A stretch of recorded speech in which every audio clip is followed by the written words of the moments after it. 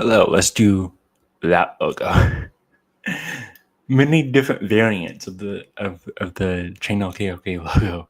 So, welcome to the first installment of a series of solo videos that I am going to be trying to do. Essentially, just film reviews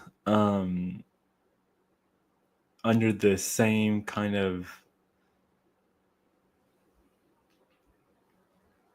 branding as we have here on Channel KOK, as more of a conversation, of a thought piece.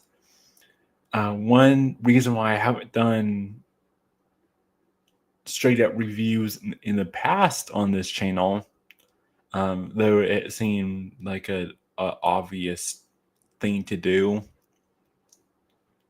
was because in my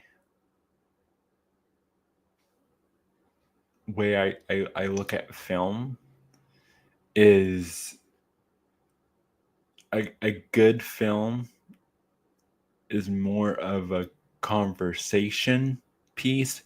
It's thought-provoking. It is funny. It makes you laugh. It makes you cry. And it gives you, a whole journey's worth of experiences. And that's why, on this channel, our mission statement is movies are the modern myth. And what I mean by that is storytelling is, as old as time, and there's different ways that storytelling impacts us, and film is just an extension of that tradition.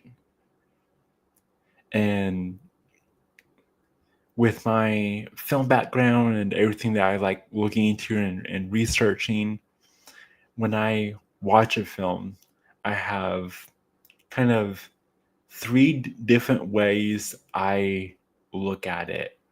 One is from a technical standpoint. Does the cinematography look good? Is the acting okay? Are the shots interesting? Does each frame help tell the story? Is the setting, good? Is the audio okay? Is the lighting okay? So on and so forth. Second one is, did I have a good time with it? Was it entertaining? Was it engaging? What was it set out to do? Was it set out to just make me laugh? Did it achieve that? Was it set to inspire me? Was it meant to get me to think of, certain things in a certain lighting? What was the mission of the story? And then lastly,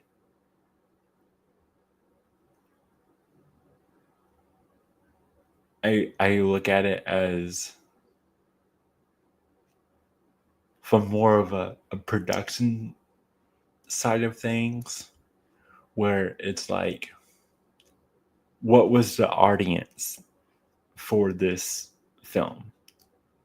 Did it achieve engaging that audience, sort of thing?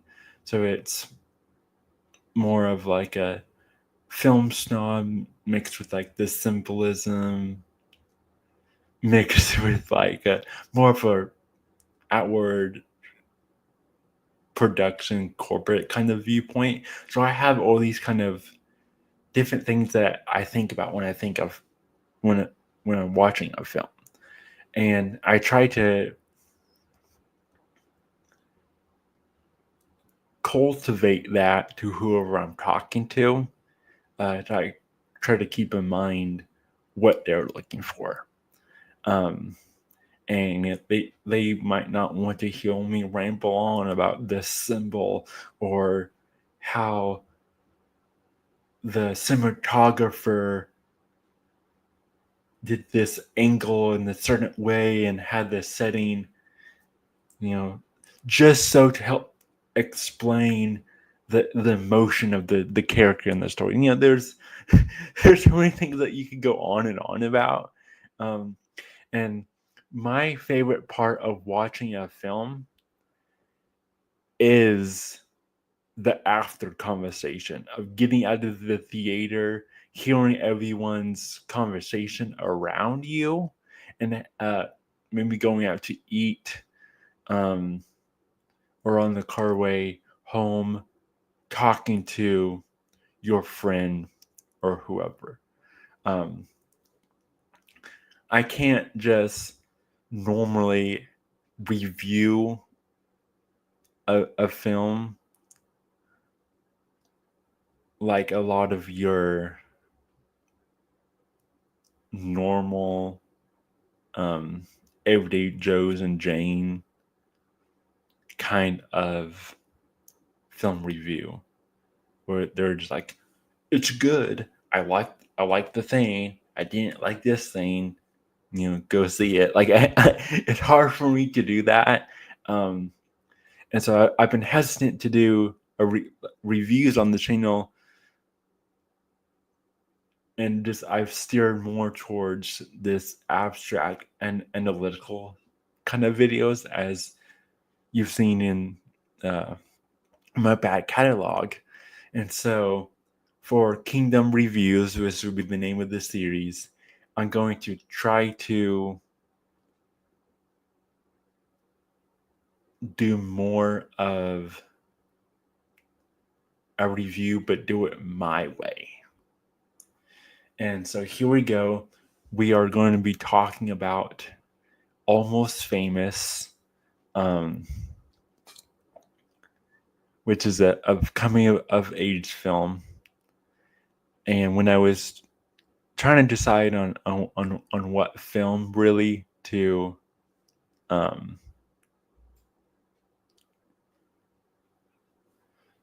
do for my first video,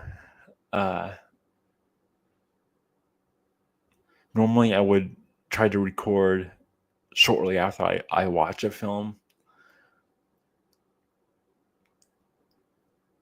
However, with Almost Famous, I actually wrote a little write-up on Letterboxd, and also posted to the channel KOK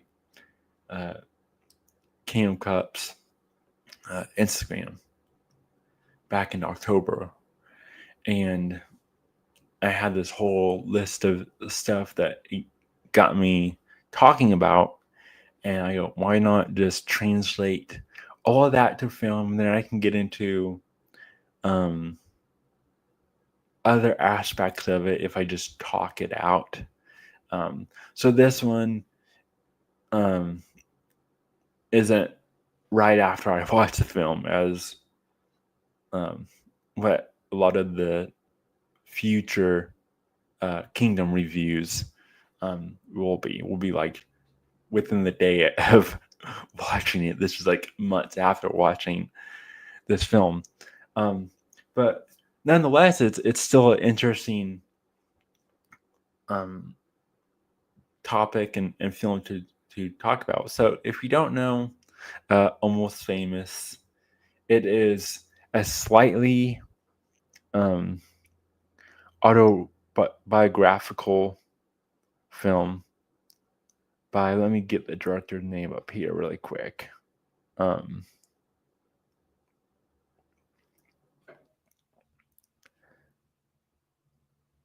So I have it correct. It is directed by Cameron Crowe, who also directed the 80s hit film, blockbuster film Say Anything. And both Say Anything and Almost Famous are of coming of age tales. Say Anything is more the rom-com route, and Almost Famous is more a tale of just the coming of age of one singular young man, which is slightly autobiographical for Cameron Crowe because he took a lot of inspiration from his um, his own journey as a adolescent boy coming of age. And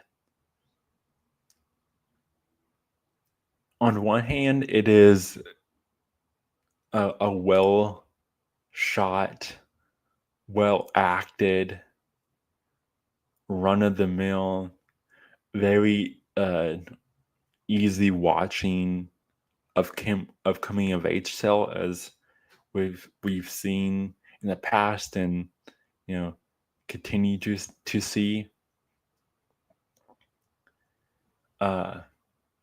It's got its dramatic moments. It's got its humorous moments. Its heartfelt moments. And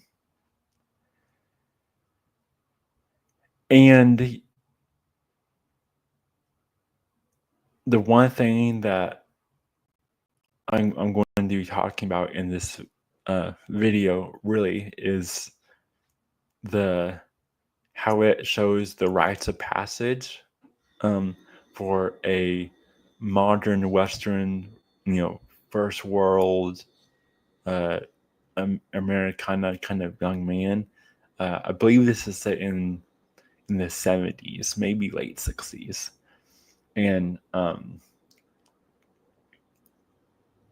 get into what it means in an archetypal sense, with the archetypes of the mature masculine, and the Robert Bly Iron John of it all, in this more Jungian kind of sense, and also talk about the trope that this movie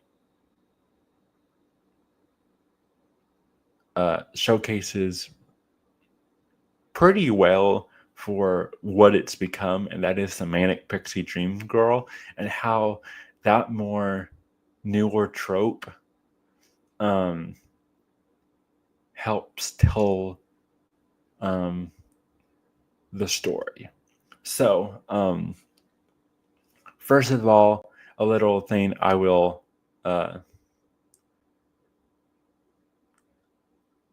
describe here is the difference between, or at least how I differentiate between a archetype and a trope. So a archetype is something that's more traditional, more natural, more innate, that you can trace back to the beginning of man, who you can see in mythologies all across the world, that Jung and Joseph Campbell talks about, and even people like Robert Bly and Robert Moore. There is a story element of the archetype, but then there's also a more psyche building blocks of man element of our archetype, where it could be used for writing and telling a story. But the reason why you can use it as such is because it's something innate in human consciousness and the culture, and how God built man, right? However, a trope is more of a modern sense. That's more of a symptom or condition of something that's more recent, more modern in society, and isn't necessarily innate. It may occur, but it's not really a naturalistic thing. It's like I said, it's more of a symptom or a reaction to something else. And Almost Famous has these two archetypes versus trope thing embedded in the film, and that's kind of what I wanted to talk about, and make up probably the predominant amount of this video. And along the way, I'll do a pseudo review of it. As someone like myself, who was just a film lover, a film buff, a cinephile, and a storyteller at heart. Growing up in the backdrop of Americana and the American dream, and the the where the nuclear family is in present day, as I was growing up and continues to be. I found myself really from a young age drawn to of coming of age tales, as many boys and girls often do. And I mean, some of them are easy watches. Some of them are more comedic. Some of them are more melodramatic. There's all kinds of different directions you can take it from a age tale, from a young boy's perspective or a young girl's perspective, from the reverse, from a old man or old woman reflecting back on their life. It's really a introspection of that, and can be very serious, or it could be very chill, very easy watching. It ranges from any melodramatic story, soap opera, drama, even like pseudo slightly historical films, to the more rom-coms and comedies. It could be anything from like an Oliver Twist kind of tale to a goofy, Dazed and Confused, Napoleon Dynamite sort of thing, right? And they can be fascinating tales, and they can also be, a bit of a downer to watch if you're watching more of the melodramatic kind of ones. You could even mix fantasy in them, like how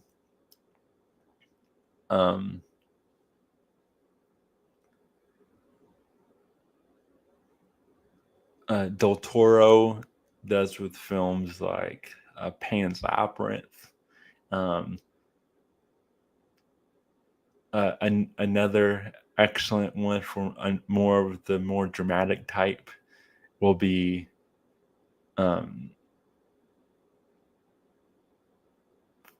things like the Secret Garden.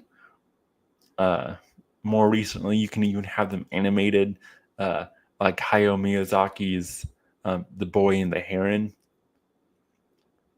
And so it's a very mercurial kind of structure of storytelling, where you're just reciting a point in your life, or a character that you're creating's kind of life. And like I said, that's what Cameron Crowe did with this. He kind of took it from his his own upbringing. He, according to him, he ended up from a young age being one of the youngest writers for Rolling Stone magazines, and was able to interview and kind of follow some of the bigger and smaller rock bands of like the 60s and 70s as the film takes place. And this film is all how that kind of impacted him. So to kind of give a synopsis of the film, Almost Famous starts with Cameron Crowe's placement character. William is his name, and he is grown up without a father. He's grown up with his mother and his older sister, and his mother. How did I word this in my write up? I think I said she was a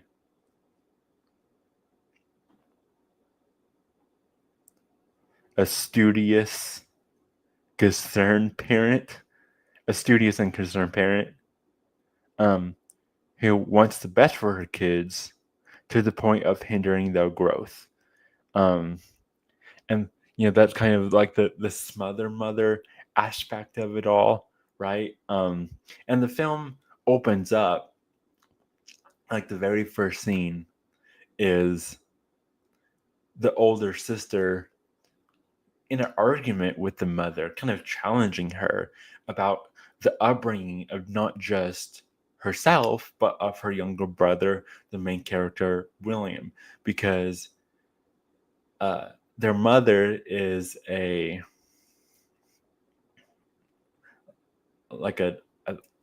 think I have it written here, like a professor or a teacher, I believe a professor at a college. That's why she's studious, and she's kind of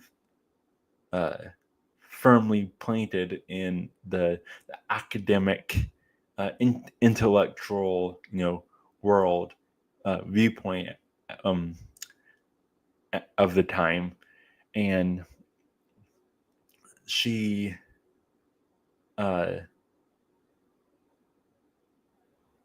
teaches William all these things, so it makes him himself very intellectual, and she does care for him. So she teaches him, but then she also kind of smothers him and worries and kind of shelters him a bit too much from the real world, and that's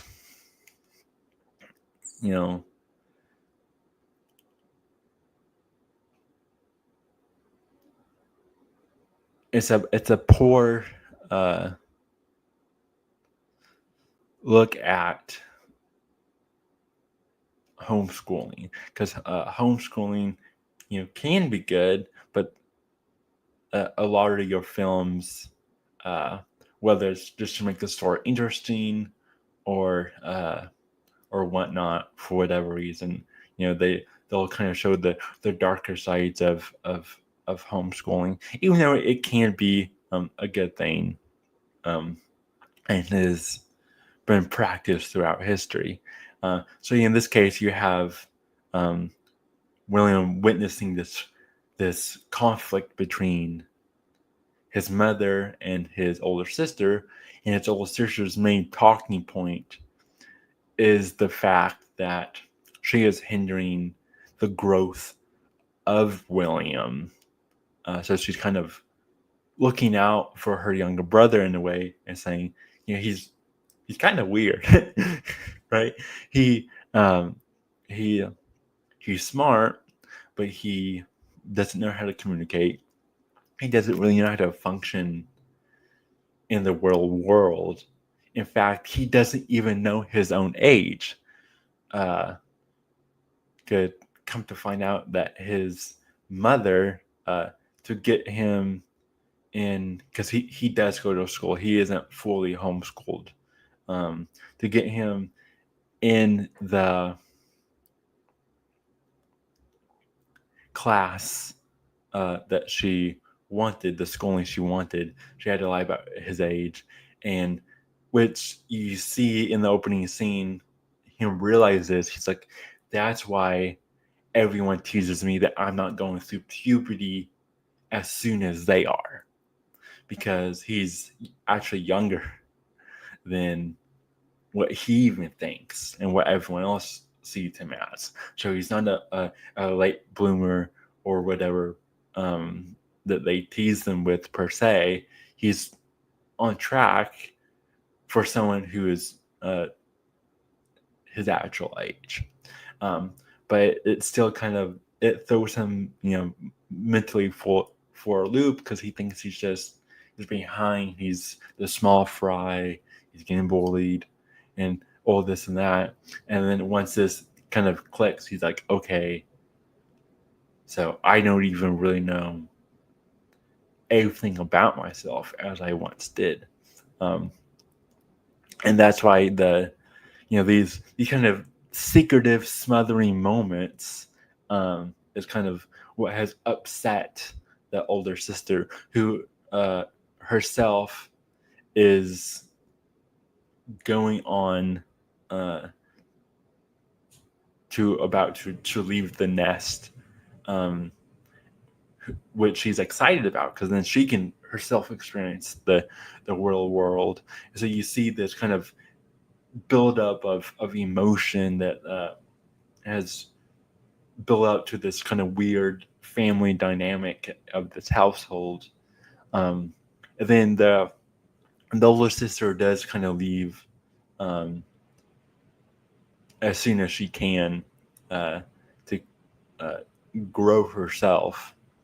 And she leaves all her rock records to William, her little brother.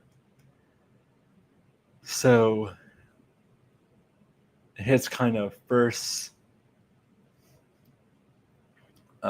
experience with this 60s 70s rock alternative hippie gypsy rebel kind of culture is through these records that his sister leaves him.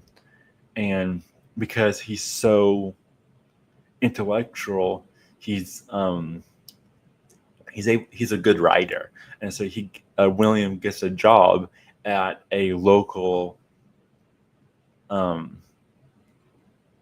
music magazine to write articles. And that's when this is where we see him kind of want to get distance away from his mother, and see that he's kind of looking for a mentor, because the first iteration of a mentor, because he goes through a couple of them throughout the film, is the owner of this local music rock magazine, who we only see a couple times through the film, who does kind of give William advice a few times, and tries to guide him through how he sees the world.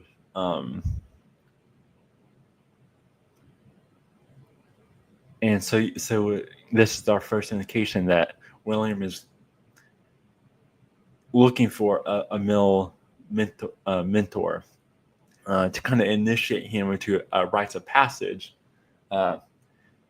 And as Robert Bly talks about, and others, but going to be referencing Robert Bly here in the book Iron John, he talks about how in other cultures,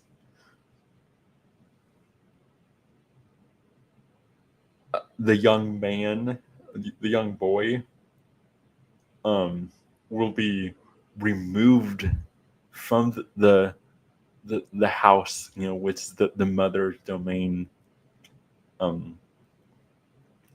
and be taken by the men of the tribe to like this, out in the woods, or maybe they have their own kind of hut or little shed or something, and go hunting and do these rituals, cover him in mud, and basically make him feel like he is dying because the boy has to die so the man could be reborn, and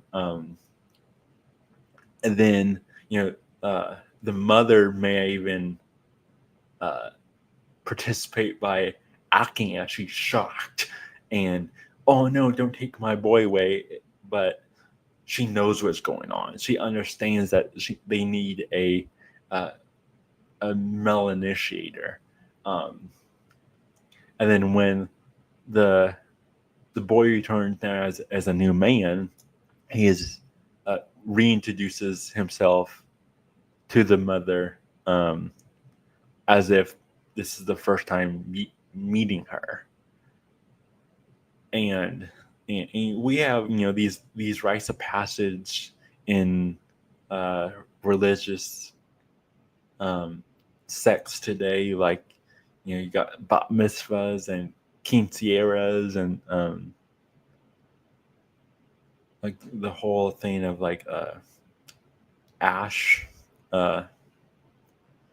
in Catholicism and whatnot. And also we see today what happens when boys don't have a male initiator.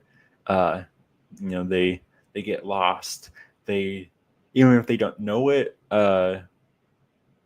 consciously, they are subconsciously looking for someone to fill that role. And that's why you see boys run away or try to find a outlet through extracurricular activities, whether it's JROTC or football, or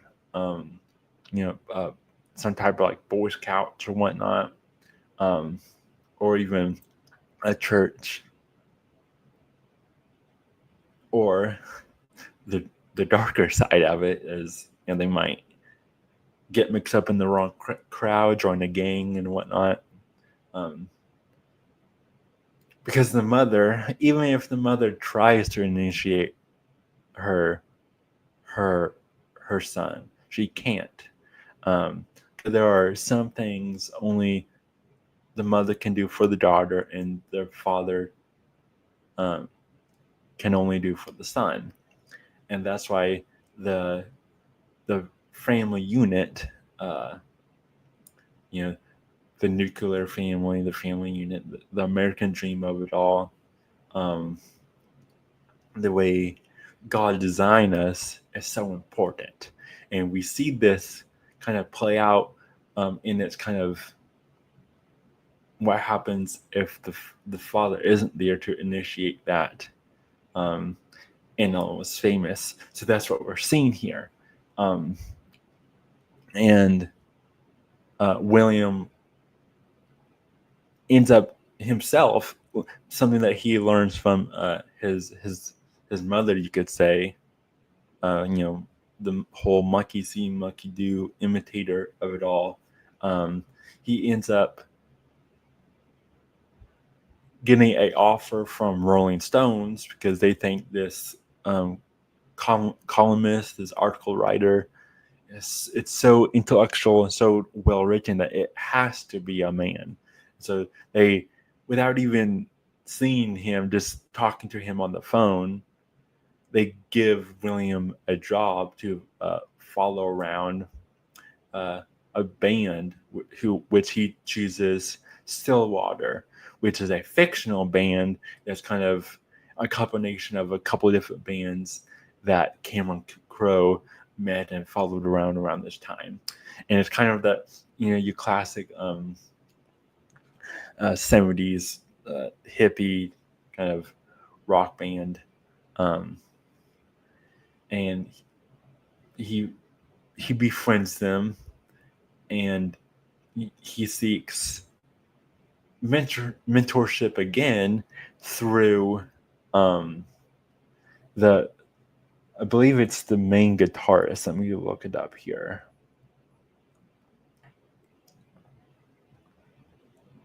Yeah, it is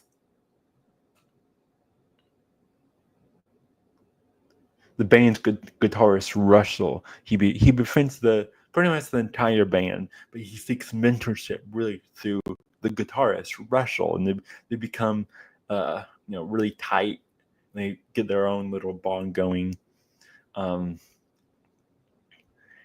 you can see that Russell is kind of the wild man archetype, the Iron John of it all.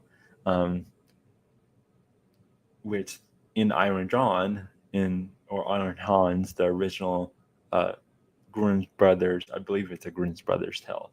The wild man initiates the young prince to inhabit the wild man archetype, and so you can kind of see that Russell is kind of doing this with William in a way.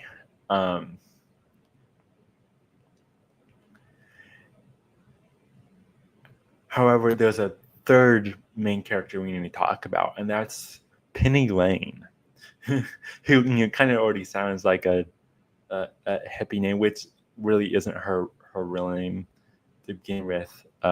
It's a hippie name and a pseudonym, I guess you can say, a character that this woman portrays, and she's around Russell's age. She's a groupie who follows bands around, especially Stillwater, and she herself befriends William. And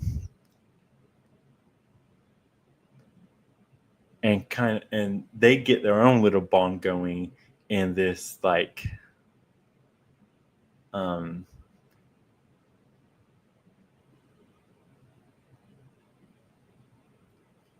kind of a mother, but also there's kind of like this lightly sexual tension behind it. There was this whole real dichotomy there, and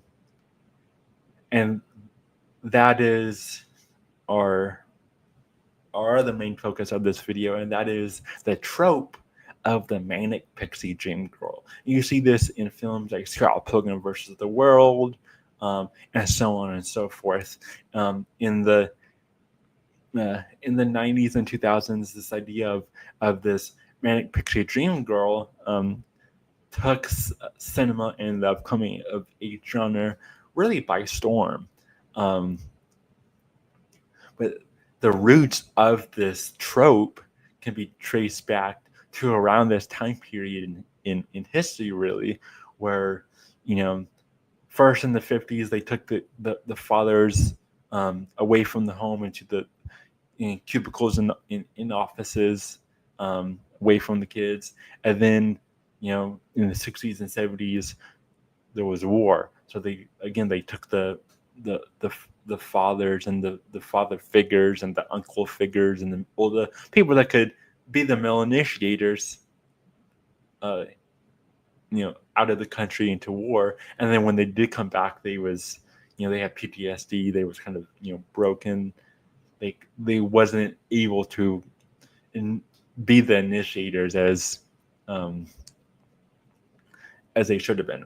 So you had single mother households, and a single mother can be strong. They can be really strong lionesses, as one can say, but they can't do everything a father can do. So that's why you see situations like you see in this film, Almost Famous, where William's mother cares, but she's unable to give him what he truly needs, and it's rough. And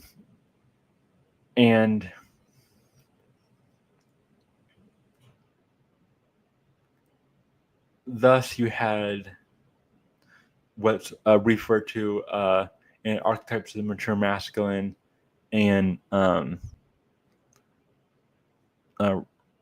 Iron Drawn, like pseudo initiations, where you have little things that kind of initiate you, but they doesn't fully prepare you for manhood or womanhood. So you have things like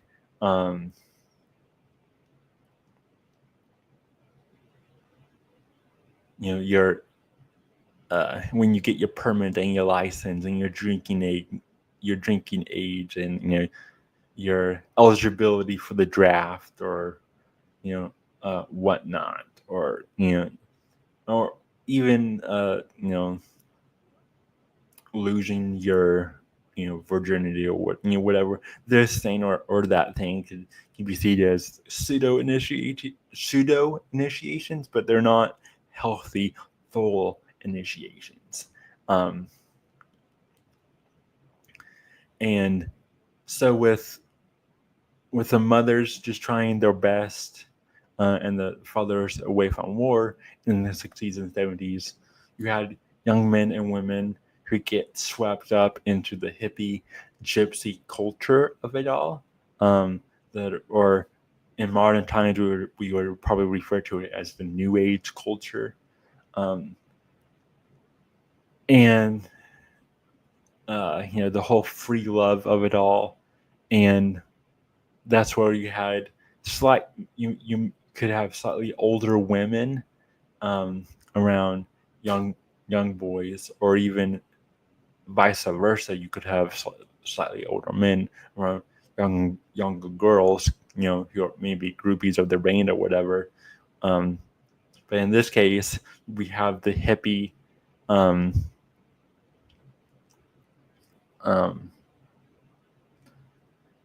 gypsy woman of Penny Lane, who becomes this manic pixie dream girl figure for William, and initiates him into the hippie gypsy ways, in this slight pseudo-sexual way that the manic pixie dream girl does. And the whole trope of the manic pixie dream girl is kind of a wild woman archetype that plows into a young man on the cusp of adulthood, into his life while he's searching for something else. He's starting to look outward, into the world of how he fits, and where he should be going in life, and all this. And she plows in, and over a short period of time gives him pseudo initiations, and tries to teach him in the ways of the wild woman, similar to the book of Women Who Run with Wolves, I believe is the title of the book, that is like the Iron Drawn wild man book for women. And so that's really what the Manic Pixie Dream Girl is this gypsy wild woman in the modern era. And so she's kind of initiating him with her other gypsy roadie groupie friends, who are all women. And they even kind of get at one point in the film, they even get obsessed with deflowering him, and he gets undressed, and all these roadie gypsy manic pixie dream girl kind of women dance around him like fairies around mushrooms, singing about, oh, let's deflower him, let's initiate him into the sexual awakening, even though he's still technically a just on the cusp of manhood, and it's not time for something like that. He still has other things to learn first to become a man. And you see him struggle with that because he's lying into Rolling Stones. He's trying to be professional and write this article because he got a passion there. But then he's also getting swept up in the glitz and the glamour of rock and roll and the fame of the artificial flame of it all, and learning from this kind of well-man wrestled kind who keeps on kind of pushing off the main interview with the band just to have fun because he's got his own things he's trying to deal with, and also get pseudo initiated with the Manic Pixie Dream Girl trope as well. And hi, Tim. Yeah, we're talking about the film Almost Famous and archetypes and initiations and whatnot right now. In the film Almost Famous. I hope you can hear me okay.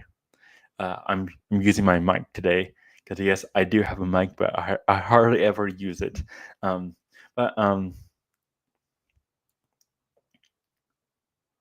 Yeah, it's an interesting film. So right now we're talking about how the Manic Pixie Dream Girl character Penny Lane is trying to initiate the main character William into a pseudo version of manhood while he's looking for a male initiator through the wild man rock and roll friend guitarist Russell. So he's being kind of initiated into manhood by two different people through the age of the 60s and 70s, since he's from a single parent household of just a mother, and so in the film, as he's kind of trying to juggle all these things and trying to figure out the real world and adult life and trying to figure out how to be initiated into adulthood through potentially these two people, he has the ups and the downs and trials and the tribulations, and he's also kind of stuck in the middle between Penny Lane and Russell themselves, because even though Russell has a wife, he's on the road sleeping with groupies like Penny Lane, and so there's like this sexual tension between all of these three characters, between Russell, Penny Lane, and the young man that they're trying to initiate individually, the main character William. So there's like this conflict there, and they're trying to figure it out. And Penny Lane is the one that ultimately sees it after her drug-induced episode. She sees that she's kind of getting in the way of the relationship, the bond between William and Russell, and how they both need each other. Russell needs a young man, a son kind of figure. He needs a mentor-mentee relationship in his life at the moment to help straighten him his adult life out and give him his adult life purpose. But William also needs that male mentorship, and her kind of pseudo relationship between the two of them, as the Manic Pixie Dream Girl trope does. She realizes that she is the roadblock, so she removes herself by buying a ticket to Monaco, which is very similar to the ending of Paris, Texas. And I talk about how Paris, Texas is like the American mythos, shamanic kind of hero's journey in my previous video on the channel that isn't a live stream. That's all about Paris, Texas. And in that film, which Paris, Texas itself is famous for being Kurt Cobain's favorite film. And in Paris, Texas, at the end, you have the family, the father, mother, and son get put back together because the father um, brings all of them back together. But he realizes uh, that in his own state that he isn't himself even really a full man, and so he, after bringing the family back together, he kind of has to walk into the horizon, into the sunset. And this is kind of what happens in Almost Famous, where Penny Lane kind of realizes, like, hey, this situation, these relationships I'm getting into on the road isn't really healthy. I'm sleeping with this guitarist who I'm in love with, but he's not leaving his wife. I am having this weird sexual relationship with uh, this young boy on the cusp of manhood, and I care for these people and I care for our relationships, but it's not really healthy. And so she leaves. She brings them together one last time, and she leaves for Monaco, similar to Travis in Paris, Texas. And then uh, out of bringing them back together, uh, William learns from that, similar to how he was learning how to lie from his mother. He learns from Penny Lane that relationships do matter. Bringing people back together matters. And so he finds his older sister and reconnects his mother with his older sister after they had their blowout at the beginning of the film. And he finally gets his interview with Russell. And one of the final shots of the film is Russell sitting down with William, holding the microphone, starting his interview uh, about his life as a rock star and whatnot. And then afterwards, they bring his mother brings Russell and William's sister and William himself all into the family dining room, and they all sat down and have a meal together.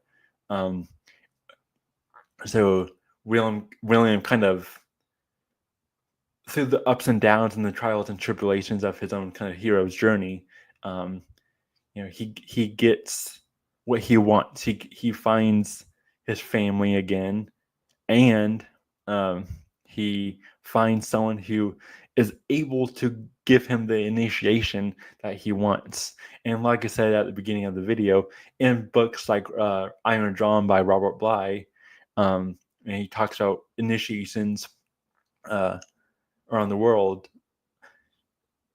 The males of the tribe taking the young boy out of their home, away from the mother, to be reintroduced to the mother after the initiation's over, as the boy dies and the man gets reborn. uh, he gets reintroduced to his mother and his family and whatnot. So you see that kind of happen when William comes back and introduces Russell to his mother, and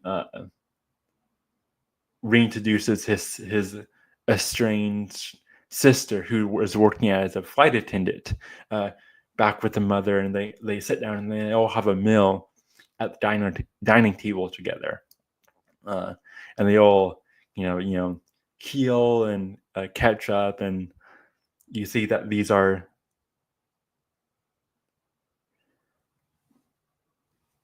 you see that this is kind of a Hollywood of coming of age comedy drama uh, version of one of these older rituals, rites of passage, and it shows you, at the beginning. it shows you what happens when the family system is broken and there isn't that male initiator present. And then it solves it by showing you that no matter what, the boy is going to, even if he's, like I said, subconsciously or consciously, is looking for. 300 is another good example of it. Boys just seek it out because it's something innate, and so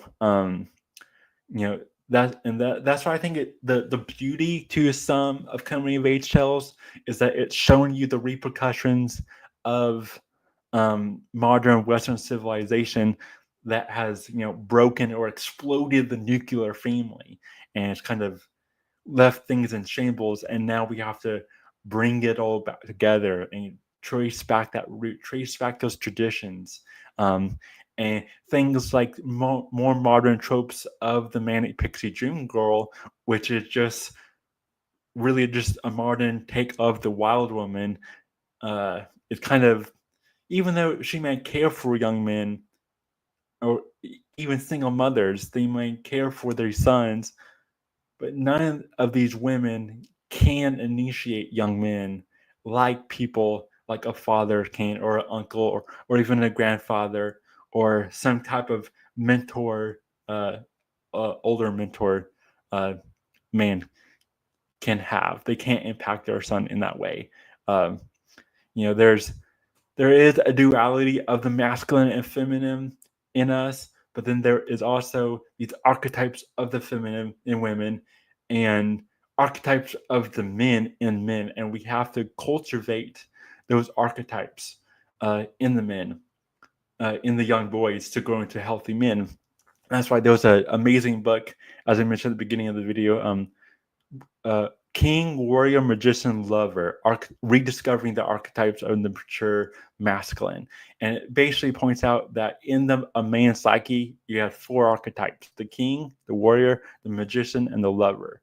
So the leader, the fighter, the magician is the spiritual side, and then the lover is the romantic side. And those archetypes can't be cultivated into manhood, from boyhood to manhood, through anyone else besides another man, because only a man can understand what it means to have those archetypes.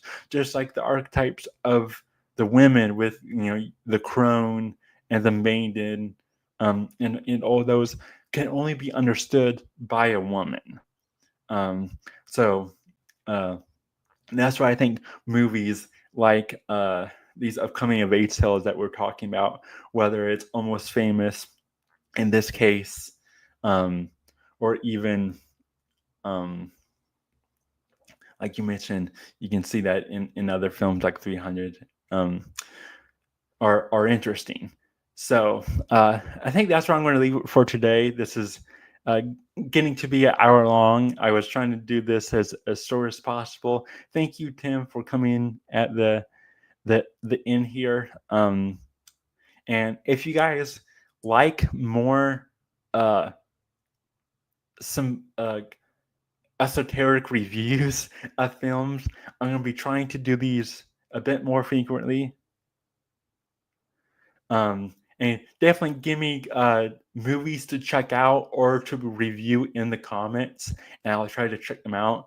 Like I said, my background is in film, so this channel is really just me bridging my love of film with my more esoteric research, symbolic, occult kind of philosophy, kind of bridging those two mediums. So if there's a film that you want me to review and talk about the ins and out of the film, pairing it with archetypes and symbolism, and other esoteric thoughts and analysis in the review, like I said, put it in the comments, and also like and subscribe, share it with this video with people, or any other video on the channel.